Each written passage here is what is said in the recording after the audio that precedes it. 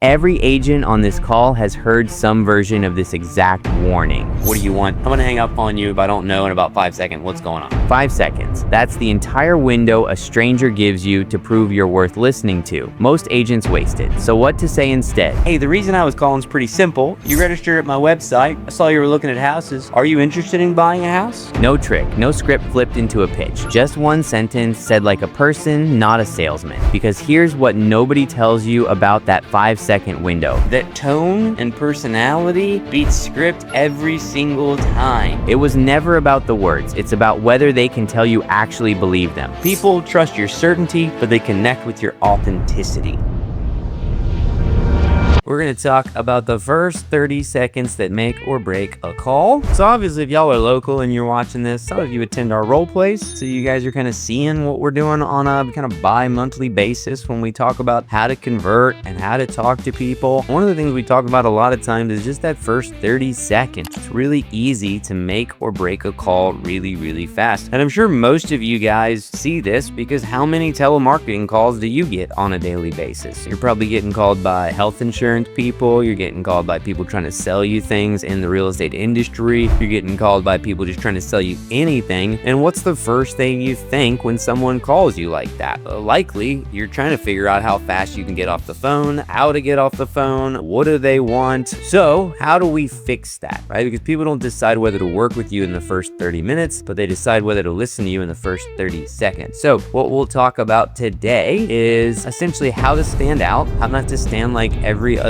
agent that's making the same calls, especially with lead sources nowadays, because most lead sources I feel like are provided to multiple different agents. So a lot of times nowadays we're seeing that if you buy one lead source, it may be sold to 3, 4, 5, 6 agents. For Realtor.com typically sells to 2. If you're in like Homelight gives them to like 4, 5, 6 agents sometimes. Clever is 3 agents. So just something to think about. We want to make sure we're standing out because most likely once we start blowing people up, multiple people are making those calls. The next thing we'll talk about is lowering resistance, how to reduce the defensiveness of people, because that's ultimately what happens. People put their guard up the second you get on the phone with them. And then one thing we talk about a lot at roleplay, curiosity. Are we replacing pressure with genuine curiosity when we reach out to people? And then drive results, turning calls into conversations, appointments, and opportunities. So remember, the goal of the first 30 seconds isn't to sell anything. It's just to not get hung up on and earn your next 30 seconds to start moving forward. So why do most people fail? One of the reasons people fail, they introduce themselves at length for a long time. They explain exactly who they are, they state why they're calling, and then they launch immediately into a pitch. Have you ever answered the phone for a salesperson and they jump right into a pitch because they're hoping you won't hang up on them and they just talk and they talk and they talk? What normally happens when someone does that to you? If somebody reaches out to you and they start pitching immediately and they don't even give you a chance to cut them off, do you stay on the line? I slowly hang up the phone typically. I typically would just say, all right, well, they've been running for like a minute now. I haven't said anything. I'm just gonna let it go, right? Now, is there anything wrong to explain who you are? No. Is there anything wrong to state why you're calling? No. The problem is that everybody rushes into this the second they answer the phone. They're introducing at length. They don't do anything to be curious. They don't ask any questions. They jump into all of these things. They start with, hey John, this is Jared Davis with eXp Realty. I'm calling because I just wanted to touch base and see about helping you to buy a home, right? I see you on my website. I'd love to get you into a home. Click, we're done. The person's already mentally checking out. So when you do that to people, what do they start thinking? Well, the same thing you think when salespeople start calling you. What are they selling me? How do I get off of this call as quickly as possible? Or most of you guys are probably thinking, I don't have time for this. You ever get a sales call and you're just like, I really just do not have time to listen to whatever this is? That's most of us because we are busy people. So you haven't even finished your introduction and we've already lost them. So the traditional opener signals exactly what they're afraid of, that you're about to pitch them, that you're about to waste their time, and that you're about to apply pressure. So how do we change that? This is what the prospect wants to know. When you call, you know you're the same way. You want to know these 4 things pretty quickly. Who's calling me? Is it someone you know? Is it a stranger? Are they trying to sell me something? Why are they calling me? What do they want from me? Is it going to cost me something? Is it worth my time? Do I stay on the phone? Do I have anything to gain by not hanging hang up on Galen right this second for calling me in the middle of the day? Or is this going to be uncomfortable? You ever have that uncomfortable salesperson where maybe they know their script, but every time they press you, you're like, man, I know I'm getting manipulated into a sale. I know I'm getting cornered right now. None of us want that. So our job is to answer all of these questions without a single ounce of pressure.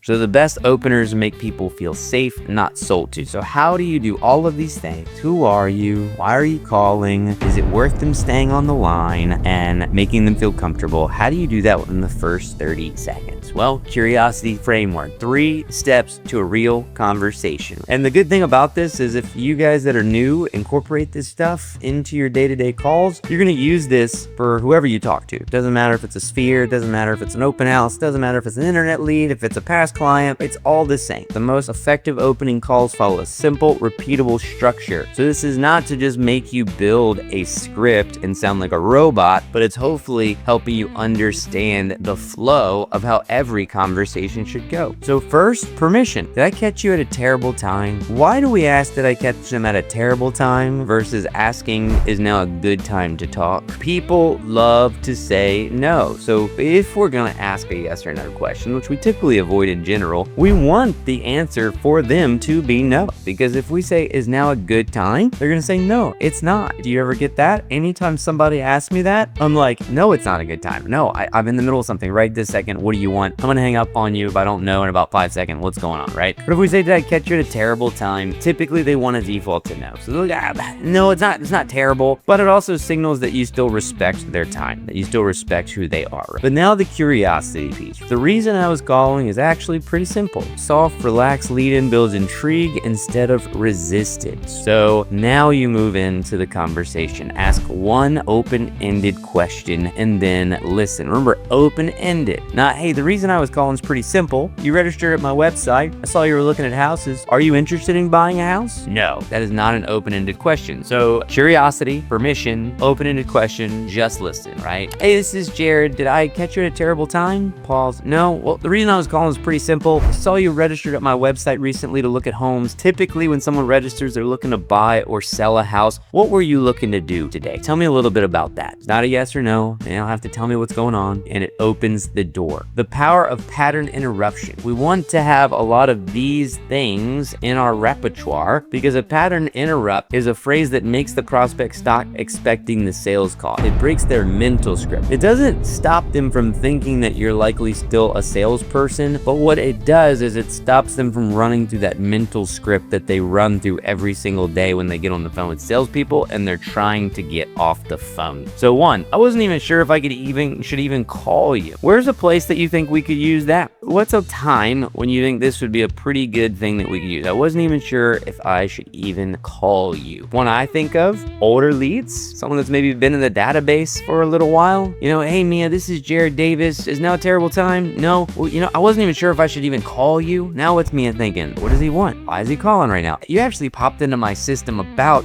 14 months ago now, but I noticed you had never actually bought a house, so I just thought I'd circle back around and just see, were you still in the market to buy or sell a house, right? You may find this a little strange. There's another one. When could we use that? You might find this a little strange. See, that creates intrigue, makes them lean in rather than tune out. I think about circle prospecting. How many times you call people and they're like, how'd you get my number? Hey, you know, you might find this a little strange, but I found your number on public record, and you know, I just renovated this house about a block over from you, and it went so well, and we had so many offers that I just thought I would reach out and see, have you ever thought about buying or selling your house in the neighborhood? Or do you know anybody that's looking to move into the neighborhood? You might find this a little strange, but we hadn't talked in so long that I just was going through my stuff and I thought about you. I know it may sound a little weird, but I just randomly, you popped into my head. I just wanted to give you a call, see what I can do to help. I have a quick question for you. Short, direct, not threatening. Feels conversational, not transactional. Same thing. Doesn't really matter where you're calling, but you figure circle prospecting. Hey, I have a quick question for you. I just listed a house about a street over. Did you get a chance to see that by chance? I know neighbors love to check out their neighbors' houses just to follow value, right? Did you look at that one? You did? What'd you think? If you don't mind me asking. I'd love to get your opinion on that. You know anybody that's looking in the neighborhood to buy? Any friends, families that are looking to move in? So just keep these things in mind. Can I ask you something? I don't love that one as much, right? It still lets people open the door to say no, but again, it still signals respect. Again, be careful careful on your yes and no's though. These I have a quick question for you, you get to run straight in. The others are statements, but the curiosity creates engagement, and then that engagement creates conversation. So this is a big one, and I find this because we watch so many people role play all the time that tone and personality beats script every single time. The average agent, even with a script, sounds very robotic. They can sound very nervous. And what does that do for the clientele on the other end of the phone?